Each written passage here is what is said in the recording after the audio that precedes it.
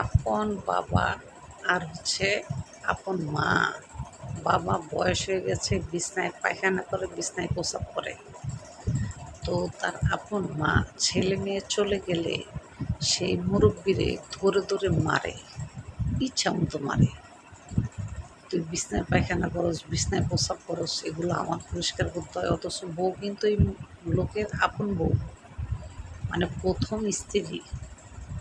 ওই ঘরে তার 5টা ছেলে মেয়ে আছে। তো লোকটা এখন বয়স হয়েছে, মানে বয়স হয়েছে না, উনি স্ট্রোক করে প্যারালাইসেন্স হয়ে বিছনায় পড়ে গেছে আর কি। বয়স বেশি না, মোটামুটি 55 এরকম হবে। তো সেই নিজের বউ তার স্বামীকে প্রতিদিন প্রচণ্ড পরিমাণে মারে, কারণ সে বিছনার পায়খানা, বিছনার প্রস্রাব করে দেয়, এগুলো পরিষ্কার করতে হ্যাঁ অনেক গন্ধ লাগে। এই কারণে সে এভাবে মারে। খাবার দেয় না, ছেলে মেয়ে যখন থাকে না তখন ওই ওনারে খাবার দেয় না, গোসল করায় না, পরিষ্কার করায় না, টয়লেট করে বিছনা ভরে ফেলাইছে, ওইখানেই ফালাইতে দেয়।